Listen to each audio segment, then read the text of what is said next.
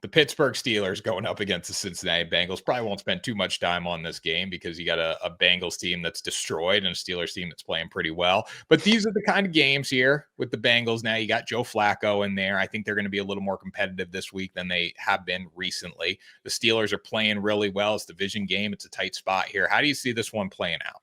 Well, can we just start by saying this is the third different team Mike Tomlin has prepared for Joe Flacco? Like he prepared for him as the member of the Ravens, and then the Browns, and now the Bengals. Third AFC North team. And it's funny because I was saying to some of my buddies, when Aaron Rodgers retires at the end of the year, what would be more Steelers and more Joe Flacco than him being the Steelers quarterback next year? I don't think he's retiring. Aaron Rodgers? I don't think Aaron Rodgers is going to retire. I think Aaron Rodgers is going to play one more season. I mean, it's possible. I always just assumed he would. But if this ends up being a good year for the Steelers and he feels like he can still compete for a championship, maybe he does come back. The Steelers, though, like Aaron Rodgers is playing well. He's getting protected. That's been the biggest thing. I still don't look at them as a legit contender anywhere in the AFC. I barely think they might not get out of the divisional round, wild card round, whatever round they start in, they might not get out of it. I mean, there's still a chance they miss the playoffs. It's probably not going to happen, but like their start to the year, the Jets they beat. They beat the Patriots, which is their best win. That's the game the Patriots have 5 turnovers. They beat Carson Wentz and the Vikings, and they beat the Browns. They're 4-1, and it's good that they haven't lost games they weren't supposed to, but I'm not impressed by this. No, definitely not. Did you see Mike Tomlin talking about the Browns GM? Yes, I did. Why would you trade a quarterback to a team that's struggling within your division? I kind of agree with him on that. I think it's kind of crazy to help out a division opponent when you're getting them. How many times the Browns played the Bengals? Had they played already? Well, I can find out for you. Yes. Yeah. Wait, did it? No. Sorry, I was looking at the Steelers schedule and I saw the Browns. They played in week 1. They played them week 1, and then they don't play them again till week 17. So technically, or week 18. So technically, you got to figure Joe Burrow's back by then. So the trade doesn't. It's not like they're hurting them the next week. Is Burrow coming back this year? Probably not, knowing the situation they're going to be in. But like based on the injury report, he could be back by then. Okay. So that's why they probably did it. But I kind of agree there. I wouldn't trade a quarterback to another division team that is struggling at that position. I mean, I do get that perspective on it as well. But also, if you're the Browns, you're not competing for anything right now. You know the Bengals aren't. This isn't a long-term solution. You're not making the Bengals better for the long term. You're getting draft picks back for one of your assets. And in theory, it either makes you worse, which is good for the draft, or it allows you to get your young quarterback you drafted on the field, see what he's got. Yeah, definitely. So -5.5, +5.5. Which side of the line are you leaning toward there? I can't believe I'm doing this, but I am going to take the Bengals +5.5. Like that. I gave this a lot of thought. Now, shout out to Joe Flacco to show up and in 5 days learn the playbook and then go out there and play the Green Bay Packers. He had like 30 yards or something at halftime, but he finishes completing 2/3 of his passes, 219 yards, 2 touchdowns, no turnovers. His QBR was 68 against that amazing Packers defense. So like he did not play badly. Cincinnati couldn't run the ball at all, but you saw Jamar Chase come back to life. This is a Steelers offense that, again, I talked about some of the teams they've played, but how about just these defenses?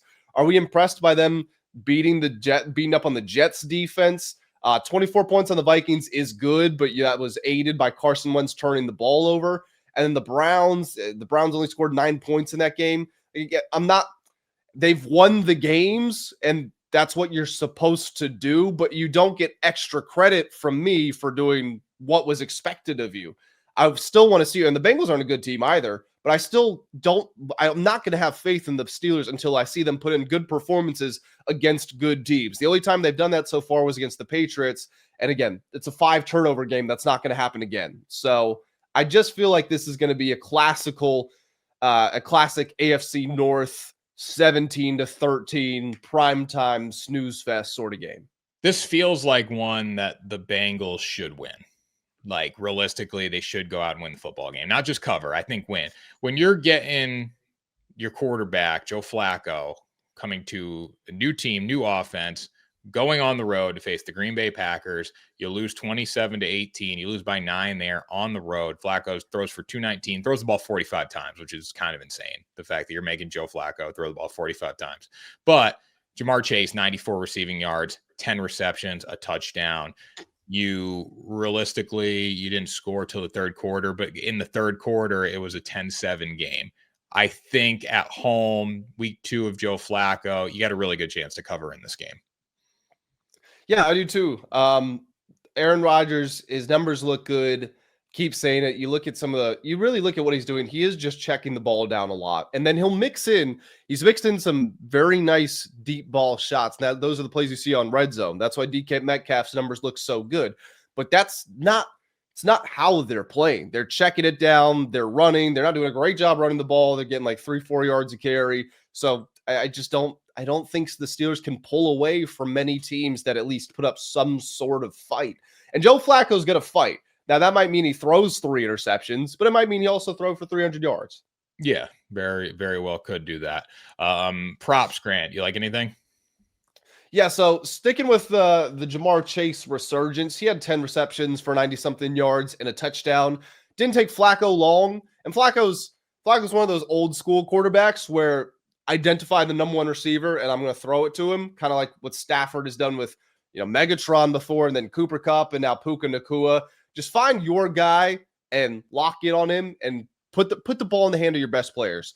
So Jamar Chase over 6.5 receptions for me. That's where I'm going. I'm not going to take the yards because I don't know what the Steelers are going to give him, but I know that nobody in the world can cover Jamar Chase. Flacco's be looking his direction. So considering he went over by 3.5 on Sunday, I like him to get over 6.5 in this one.